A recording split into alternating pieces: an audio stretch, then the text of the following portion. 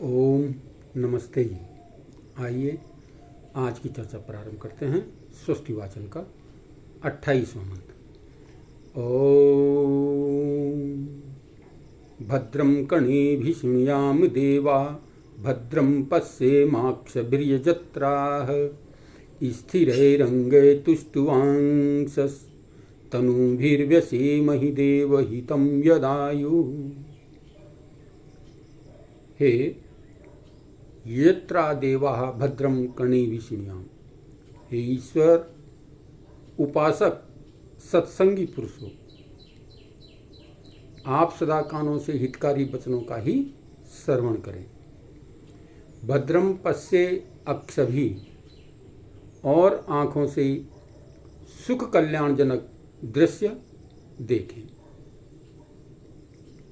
स्थिरे अंग, दृढ़ अंगों से तुष्टुवांस, ईश्वर स्तुति करते हुए तनु भी शरीरों से अथवा भार्यादि पुत्रों सहित देवहितम आयु व्यसेमहि, देवहितकारी कार्यों में आयु व्यतीत करें। देखिए बहुत कमाल की बात इसमें कही है कि प्रार्थना की गई ईश्वर से कि हम क्या है, उपासक सत्संगी पुरुष, जितने भी परमात्मा के भक्त हैं, परमात्मा को भजने वाले हैं, ईश्वर को जानने वाले हैं, वे सब क्या करें, कानों से हितकारी वचनों को ही सुनें जो हमारे जीवन के लिए हितकारी हैं। ऐसे वाणी को हम निरंतर सुनते रहें, कानों से हम भद्र विचार ही सुनते रहें। पश्चिम अक्षभी, और आँखों से आँखों को सुख देने वाले कल्याणजनक दृश्यों को ही देखें जो हमारे जीवन के लिए कल्याणकारी हैं। ऐसे दृश्यों को देखें। इस संसार में अनेक प्रकार के पदार्थ पड़े हुए हैं, लेकिन हमारे जीवन में ऐसे पदार्थों पर, ऐसी वस्तुओं पर हमारी दृष्टि जाए कि जो हमारे लिए सुख करने वाली हो, कल्याण करने वाली हो। ऐसे विचारों को हम देखते रहें।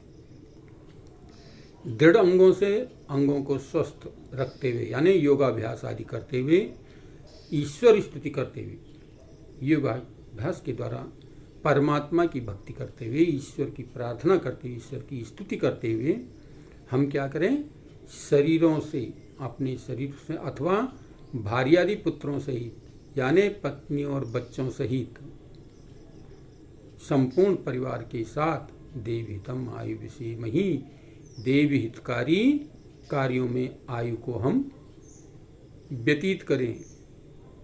जितने भी कल्याणकारक कार्य हैं उनमें हमारा जीवन लगे, देवहितकारी कार्यों में, जो देवताओं को हित करने वाला। और देवताओं को हित करने वाला जैसे सबसे हितकारी, सर्वोत्तम हितकारी पदार्थ है यज्ञ करना।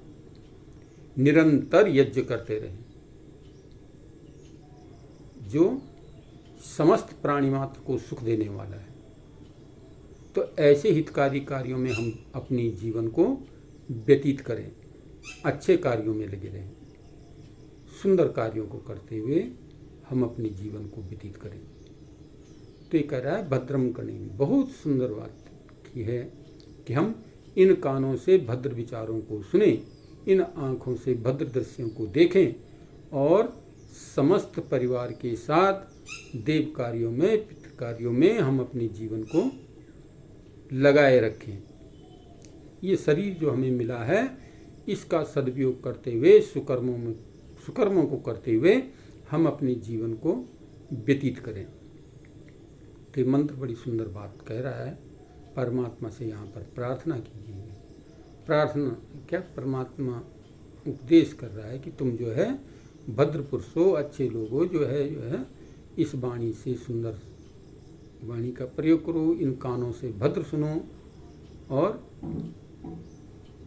इन आँखों से भद्र दृश्य ही देखो।